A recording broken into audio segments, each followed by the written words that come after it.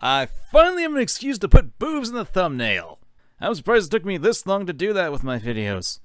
Oh, crap, am I recording? Oh, son of a— You never see it come back. You say that my mind is too fast for eyes. Hey fellas, did you hear about this game? Sense, a Cyberpunk ghost story. It recently came under some controversy with people apparently demanding some stuff from Top Hat Studios, even going so far to send them some unsavory messages. That people were calling out Top Hat Studios saying that they were making this up. There's no way they got legit death threats over a stupid video game with big boobs, and they provided the proof. They provided the receipt. So Top Hat Studios basically came out and said all this, and this is what I saw, and I'm like, okay, why are they saying that? They linked a whole bunch of stuff that people were saying, and this is where I was like, really? Do you not hear yourself? And the only reason why I'm being so vague is because I know YouTube will probably slap a huge demonetization symbol on this video for me talking about this stuff. But really, I'm just telling you this so you know that I'm aware of this controversy, and I'm aware of the huge problems of this game. And no, I'm not talking about the overt sexualization, but that is something I do want to touch about later. Wait, that wording sounded bad. Cut that. Since a Cyberpunk ghost story has you following May, a young woman who's got cybernetic implants. No, those kind of implants. I'm talking about her eyes, you perverts. As you are waiting for her date to arrive at a bar, May gets wrapped up in a haunted apartment building. And that's the entire premise of the game. Now, most people are probably wondering about that premise, and why I find it to be a problem. Well, here's the thing. When you play a game that has Cyberpunk in the title, you expect Cyberpunk to be a main focus of the game, right? Ghost in the Machine! These cybernetic implants allow you to see the souls of dead people. You know, all that jazz. But nope! The only aspect of Cyberpunk that is really touched upon is at the beginning of the game and at the very end. But most of the game, save for 1 or 2 areas, you're stuck in a decrepit old apartment building, going back and forth, back and forth. Now don't get me wrong, I do enjoy finding myself some haunted houses and buildings when it comes to horror games. After all, I live my life in decrepit buildings. Corpse Party was kind of what got me into the whole genre many years ago. However, when the blasted title has Cyberpunk in its name, I kinda expect Cyberpunk to be more prominent than what was in this game, where it's pushed to the back of your brain. Hell, it isn't until the tail end that May's robotic eyes start going kooky, and I had just forgotten, oh yeah, she's got cybernetic implants. There's absolutely no reason for why this story couldn't have been set in the 2000s or 90s. Hell, May's cyber eyes are practically useless and they don't even have anything to do with the plot itself. Like I said, with the exception of the lead up and ending, there's a lack of cyberpunk in this Cyberpunk game. Hell! May is apparently a netrunner, but it's a window dressing for this story. That's even more so when you consider there's stuff that are throwaway lines that are actually pretty interesting, like an evil megacorp that does bad things, America conquering the world, and a 4th World War? All useless! Hell, I originally thought that because of all the kanji and all that jazz, I thought the game was taking place in China, but apparently it's Seattle! That was renamed to Neo Hong Kong? Like, maybe I haven't been following the techniques of Master Asia here as closely as I should have, but when your story has issues like this and it's being very muddy with it, that's when I raise a red flag. Throwing the fact that there are similar names going on, it has several journal entries that regulate the story, that really made this whole thing a jumbled mess. Oh, right. As it turns out, I forgot to talk about someone important to the story. May! May is probably one of the flattest characters I've ever seen in a video game, which is ironic considering how she looks. I played this game, and aside from the fact that May gets scared with things that most people would go ew at, I could barely tell you what this character's personality is. The only thing that we actually really learn about her, aside from her having a cybernetic implants and her being a netrunner, is that possibly her mother went nuts and stabbed her eyes with a fork. Or at least that's what I think was what happened. I couldn't tell you what May's personality is throughout the entire game. May could be nice, lovely, smart, brave, or secretly be a psychopath for all I know. The game neglects to give May any proper development, which, you know, considering that not every story needs to teach the main character a lesson in how cooking is the way to show passionate souls clashing. To cook is to fight. A clash of passionate burning souls.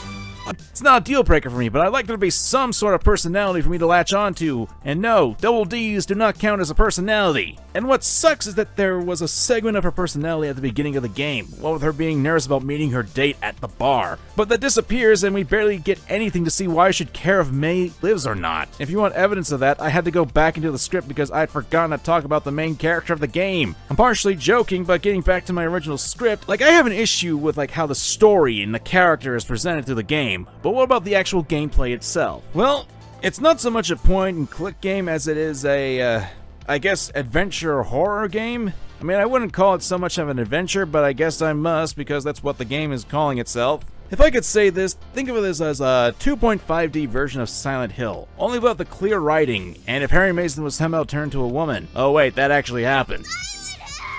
Essentially, the goal is to exorcise the building of evil spirits so May can leave the building without her eyes being plucked out by crows or cats.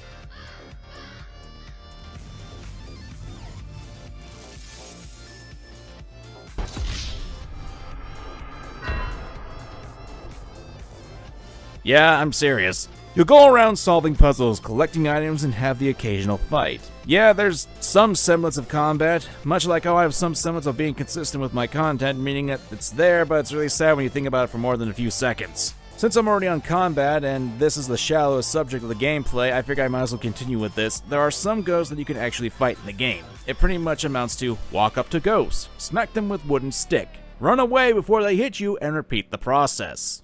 Throw in the fact that your attacking distance is really hard to gauge, and you've got an attacking mechanic that's as much fun as a root canal.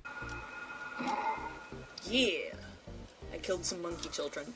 Of course, you don't get the ability to fight ghosts until around the halfway point of the game, so that just means you're forced to run away from these things that can kill you in one hit, save for if you have a jade bracelet that can take the hit for you.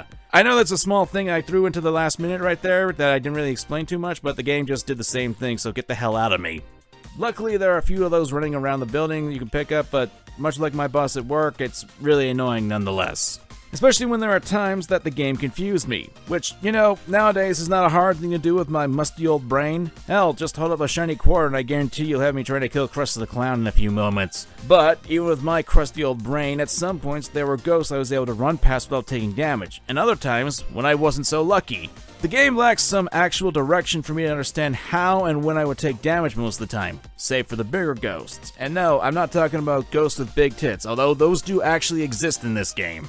Something like an attack animation or maybe a sound cue to show when it's not safe to run past them would have been a good suggestion. There was also one point in the game where I had to hide from a ghost that was killing me in one shot, and that I had to hold my breath in order not to be found out, which is fine.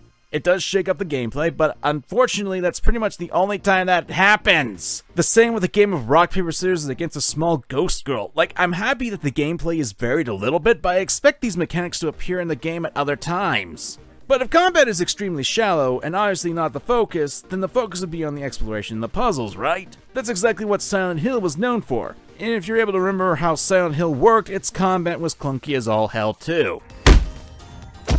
Unfortunately, Sense's exploration and puzzle solving are extremely lacking in that department too. What you're essentially doing for most of the game is fetch quests. Now, fetch quests in and of themselves are not a bad thing, it just depends on their execution. And it seems that Sense's exploration is deserving of execution itself, since you're forced to do a ton of backtracking to get the items you need. You don't even pick up items of interest until after a certain event or unless you have other items. One prime example is when you need to melt down a statue and make yourself a key. Well, you can't pick up that statue until you have a walk to melt it. Why do I need that first? This sort of design is made to make the player waste their time, which is my job. I'm a YouTuber. I'm supposed to waste my audience's time and get paid for it. Don't take my job! That was truly cringeworthy. Speaking of wasting time, continue with my example here, even when you have the molten metal and you're putting it into the mold, you have to wait for the key to cool down to take it. Yes, you literally have to wait, and there's a few times you have to do this in the game. And from what I understand, there's a chance that this sequence can bug out. So, you could be trapped here. From what I understand, the game devs have been working to fix these kinds of bugs, but it's still something that I should mention to you guys in case it hasn't been fixed until after my review comes up. Because, on some level, I like you guys. And I hope for some reason you like me too. I don't know why you'd like me, but hey, back to the never-ending nightmare that is my life in this review, there are a few other things without gameplay that irk me, like the inclusion of some QuickTime events without properly warning the player. Yeah, you sometimes get that. The game has a bit of an issue with not actually telling the player how to do things. There's apparently a hidden camera mechanic that I had no clue about too. What the hell? There are also times in the game where even if you click on an item you need, you won't pick it up until you observe it a few more times. What also doesn't help is the logic that the game has, and yes, I'm aware there are some messed up logic in these kinds of games. Is he dead? There's his hat. You're robbing all this man! You're robbing fucking homeless man. Now we could use the payphone. But when apparently a plastic milk crate is enough to support an enhanced young woman, and there are other items in the apartment floor that would work just as well, but I can't use them, it makes me roll my eyes, as it makes the game extremely linear. I wouldn't have a problem with this since you don't know if you're going to need a bag of rice or fireworks, since that makes sense. But the problem from that comes the backtracking, and boy do you do a lot of backtracking in this game. As for the puzzles,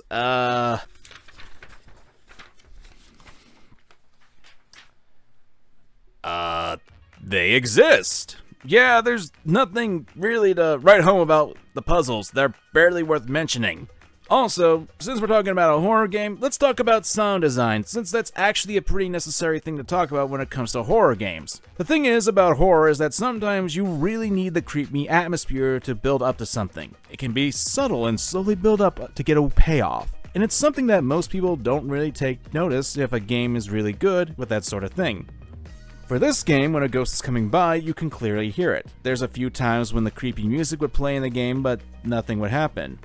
I'm not saying something like that can't happen because it can mess with expectations, but it happened too many times, and considering the amount of enemies in the game being so few, it really made me more annoyed than anything else. Really, the only thing I can say that I think is good with the game is the artwork, and the slight caveat that things are a bit too dark to see at times, but hey, it's a horror game and that plays with the game's strengths. So get the hell out of me. The only thing I didn't care for with the artistic choice was the animation for our protagonist. Honestly, I can't really put my finger on it, but there's just something that really bugs the crap out of me when she walks. Maybe because it's like way too segmented or something, I don't know. Other than that, the artwork has a real creepy vibe to it. May looks good in multiple senses of the word, and obviously the rundown apartment building does a good job of conveying the creepy nature of things. I'll also say that the ghosts, whenever they do show up, are at least interesting to look at, and while not the most creative, there are at least some creepy in that regard. And I suppose I should talk about the sexual stuff, and I'm being completely honest here, I don't think it's too much. Sure, there's quite a bit at the very beginning of the game, especially with a holographic stripper that's shoved almost literally in your face, as well as some of the, absurd body proportions. Like, damn, I like my girls a little thick, but that's way too much for me, bro. The only other times that we get such blatant sexuality is with the doll woman in the apartment building, and at the end with the background characters.